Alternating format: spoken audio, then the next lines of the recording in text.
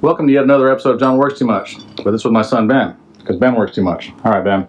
Now, what we're going to do, this is a Ford F150, a 2014 Ford F150. Ben's really smart, and you know some stuff, right? Yep. I know how to change brakes and rotors on vehicles. So we're going to get in here, and we're going to take this wheel off, then we're going to take the caliper off, then we're going to take the rotor off, we're going to put on a new rotor, we're going to put on new pads, we're going to grease up the slide pins, we're going to put the wheel back on. Then we're going to do the other side. And then we're going to do the back. Yep. All of them. Okay, so how can you tell if the brakes are bad? Well, there's some grooving here on this rotor, which once the rotor's got a certain amount of wear, then it's done. And the grooves are kind of a symptom of the problem, but when you feel this lip up here, if that lip is too deep, it means that there's too much wear on the rotor. You have less metal, which means you get brake fade faster, and there's not as much structure there to clamp to. And whenever you have a heavy truck like this and you're putting a clamp load on there, you want to have a whole bunch of metal in between what you're clamping. So do you think that somebody that let their rotors get that bad is obviously an idiot? No. I mean, if it's not broke, then you don't fix it. And if the truck was stopping fine, then, better to do it now than never. So it's not my fault then. I wouldn't say that. All right, so we got the wheel off, and now... Wait, you got to take the tire off to do the brakes? Yep, you do, because the brakes are beneath the tire. Oh, that's fair, okay. Yep. So now we're looking at taking the caliper off. Is that a Caterpillar? Nope, caliper. Caliper, totally different, got it. So it has a hydraulic cylinder in there that presses two pads against this rotor, and when it presses those pads against the rotor, there's some force and there's some rotation, and that creates friction. Friction creates heat. Heat is energy, and that energy would otherwise be speed of your vehicle. So the speed of your vehicle turns into heat in your brake system. So when you hit the brakes, then it makes your car go faster. Opposite. Got it. I think I got this. Okay, so show us how this works. Yep, so there's 4 bolts that we care about here. There's 2 bolts that hold this whole sliding assembly on. You can see here at the top, this is a little rubber grommet because that slides. Got it. Then there's 2 bolts that hold this fixed part to the upright of the car. So if we loosen these 2 guide bolts,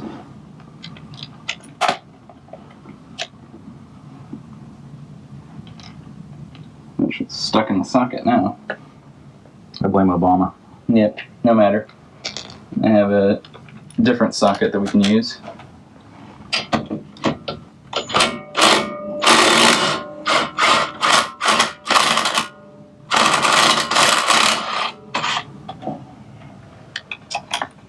Stuck as well. So here is the caliper, and this one is a 2-piston caliper. So this is the brake line that goes here. It provides hydraulic pressure behind these 2 cylinders, and these cylinders clamp on the pads. So find a place to hang this up where it's out of our way and it's not stressing the hydraulics out. I'll go get my brake caliper off, and then what? Well, then we're looking at the pads. Okay. So these are what that caliper was clamping onto. So there's still quite a bit of wear left on there, right? Yep. Well, if you look at it from the side, there's maybe a 1/16 of an inch of pad left. This pad is a metallic material that's bonded to a metal. So what you're saying is I got maximum use out of these brake pads. Yep. Couldn't have gotten much more use out of them. What about that one? That one looks way thicker. Yeah. Yeah, this one's good. You should just rotate these and put them back on. All right, what's the next step? Next step is we've got 2 bigger bolts that are going to take this bracket out of our way so that we can get the whole rotor off. Perfect. Okay. Yep.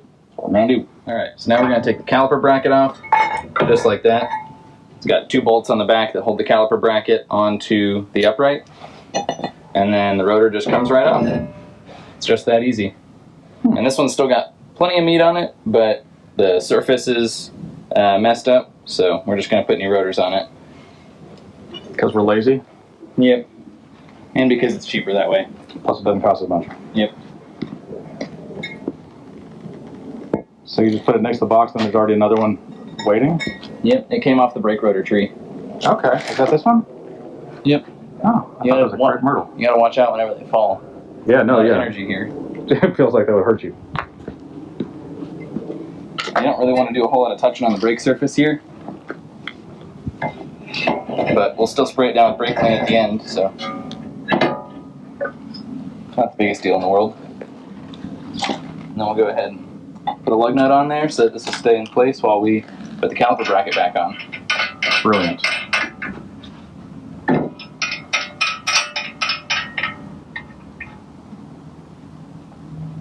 There we go.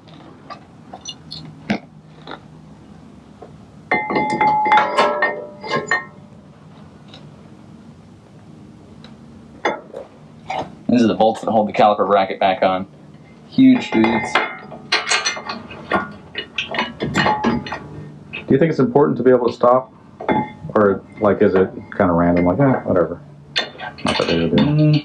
You know, actually it takes a semi-truck that's going 55 miles an hour about 500 feet to stop in good weather.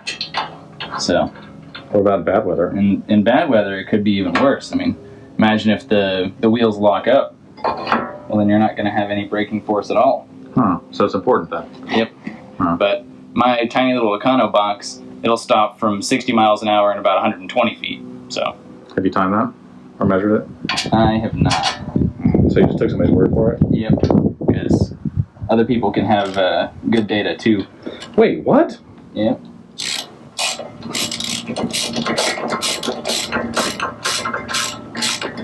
So once we get the bracket back on, then we'll have to compress those hydraulic pistons because obviously they're pushed far in for the pads that are all wore out. These pads are thicker because they're brand new. So can we just see the difference between the new pad and old pad? Because I'm not very smart with this stuff. Yep. Okay, so. And it's important not to touch the actual pad material. But there's the difference. No, they look almost identical. You can't even tell the new one from the old one. Yep. And some of these have a wear indicator, which is usually in the form of a little metal finger that sticks up. Uh-huh. And when the pad wear gets to a certain point, that metal finger will start contacting your rotor and you'll hear a scraping because it's a little finger of metal scraping against a brake pad. Smart. But no such device on these, so That's wing what, it. you know what? That's why I didn't know my brakes were bad. Yep, it's Ford's fault. Really. I blame somebody else besides me. That's really how I do things. All right, so we went ahead and snugged up the bolts that hold the caliper on, and we installed the hardware. So we greased the pocket where that hardware sits, put the hardware on, and then greased the hardware there. And that is going to be where the brake pad rides. So we want that to be greased. If you skip this step, you'll have squeaky brakes. Nobody likes squeaky brakes. Some people do. I suppose, yeah. If that's what you want, then just go ahead and don't grease your brake hardware. And then this back one's a little tricky because you can't really see it. There it goes. And now I'll take down our caliper. Not Caterpillar. Not a Caterpillar, very different. Although you could have a Caterpillar with a caliper if your Caterpillar had a braking system on it. You're just talking nonsense now. Okay, so what are you doing? So now I'm going to compress these cylinders in so that they can fit the new pad. So why are those cylinders sticking out like that? Well, they move in and out with hydraulic pressure. So behind them there's hydraulic pressure. Pressure is a force over an area. They have a pretty big area, so there will be a lot of force there. And then that force translates to clamping here. Force times some coefficient of friction is some frictional force, which that frictional force on a moment arm out from the center of the wheel is a torque. And that torque, usually torque on your wheel speeds your car up, but this is like an anti-torque that slows it down. Brilliant. But I'm just saying, so because these pads are so small now, then these have pushed out over time, right? And so we got to push them back in? Yep, That's what correct.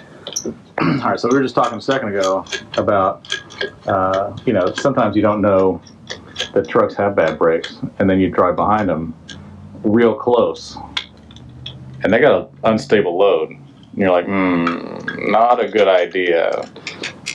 I can't tell you how many things I've seen where this stuff falls off. My friend Andy Godwin was driving, and an 18-wheeler had a bunch of jacuzzi tubs in the back of it, and one of them fell off and just like started skidding down the highway, and then he just like and just went around it. I did one. I was driving along, and we were going along around a bridge, and a whole row of 2x4s just peeled off, just all over the road right in front of me. That's why you leave a good following distance in front of you. I like to measure it in time as opposed to distance, so I'll leave 4 or 5 seconds in front of me, and I know it takes me about a quarter of a second between something has happened and I've realized that something's happened. So my 5-second following distance is really 4 3/4 seconds to react to whatever just happened. So make sure you time it to 4 3/4 seconds, not to 5 seconds, Yeah, because it's important. Yeah, it is.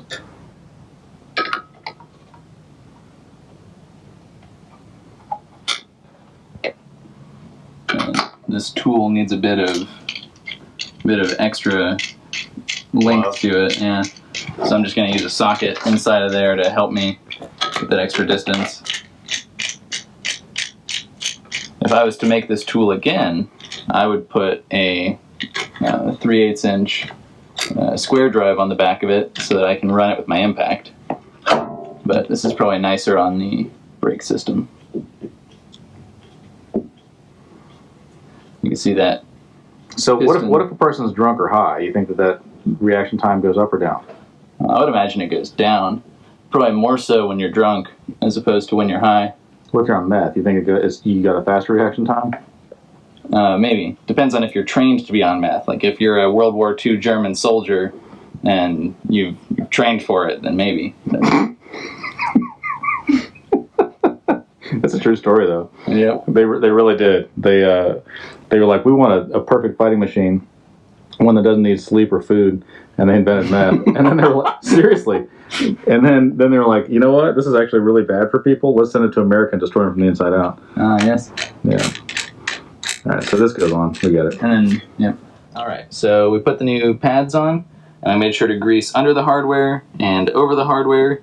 And then we also greased the pad surface here because we're going to have vibrating metal on metal contact there.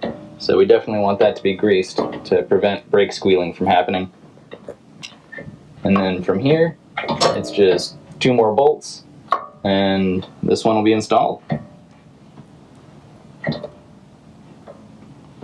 But brake pad on this side has come free. Let's seat it back in place.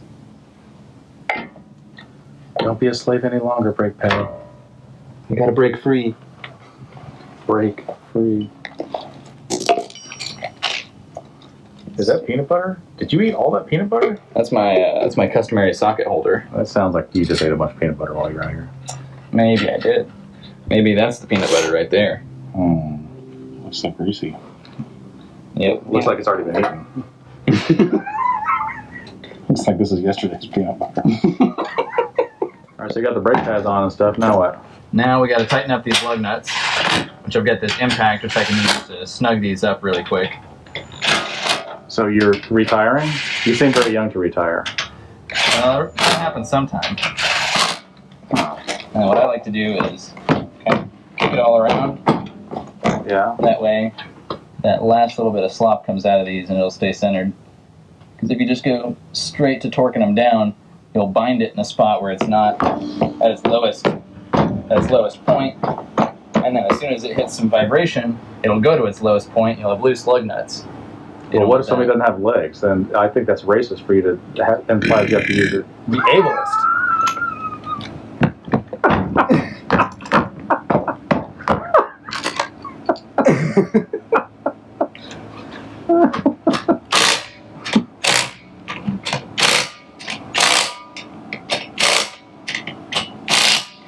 Oh, you're a star pattern.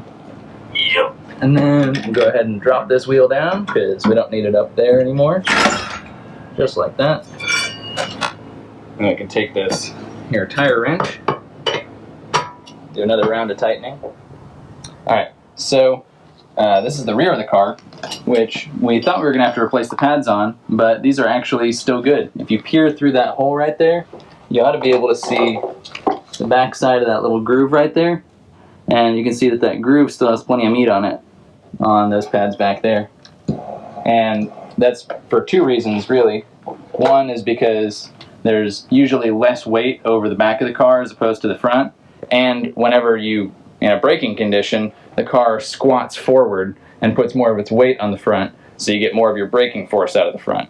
So the fronts always wear out faster than the rears. And if you ever have a choice of on a vehicle either having front brakes or rear brakes, pick the fronts every time. They do more work. So we just save money? We just saved money. Be able to take this whole stack of brake pads right back to AutoZone and turn it back into money. Wow. How much money do you think that's worth? $10? Probably 30, but still. Well, it depends on if you're making it or not. Oh, you know what? That reminds me. So AutoZone and O'Reilly, they're retail, right? Yep. So it looks like you've been working your tail off, right? A little bit, yeah. So we'll have to go to the retail store. Yes, so that I can retail. So we're out here in the truck, driving around, testing the brakes out. I haven't tested them yet. So I think the way to test them is what? You just hit the gas real hard, right? Yeah, you want to get going real fast, like fast as the car will let you. Then you play chicken with somebody coming the other direction, and then you're like, okay, I really want to brake now. You're like, oh, time to take the slop out of the brake pedal and pump it a few times first. Let's see if it works. Ready? I'm gonna hit the brakes hard. What? I don't understand. Why is? Oh, it's not working. Oh, I gotta actually hit the pedal. Oh, that's way better. Oh, okay. Yeah, there it goes. Yeah, okay. So they work. So you want to pump all the air out first, right?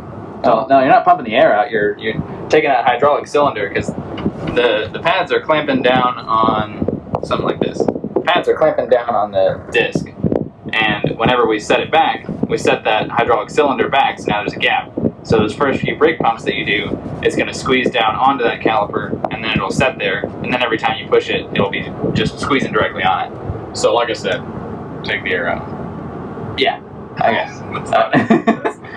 Well, all right. Well, the truth is they work splendidly. So far, I haven't stopped, but I think it'll be fine. And I'm not going to really try them out till we get on the highway. And the speed limit here is 70, so I'm going to do, I don't know, what do you think, 90, 100, something like that? Speed limits are really just suggestions. They're vague suggestions, right? The cops want to enforce stuff like that. I'm like, really? Who do you think you are? And like, we're officers of the law. I'm like, huh? When you say it like that, it makes me sound like I'm stupid. Yep. A lot of times they design roads to feel like you should be going fast on them, and then they put a 35-mile-an-hour speed limit on it, and it just doesn't make any sense. No. It's super wide. You got five lanes of traffic. Yeah. There's a little sidewalk that nobody ever walks on because why would you? Right. I guess there's a school right there, but ish. Yeah. I don't think a whole lot of people feel safe walking in the side of this road because it's super wide and cars like to go fast on it. Yeah. Oh, no, but they're only supposed to go 35. Well, how fast am I going? 92. 92. Don't do that. The cops are horrible. I don't really speed that much.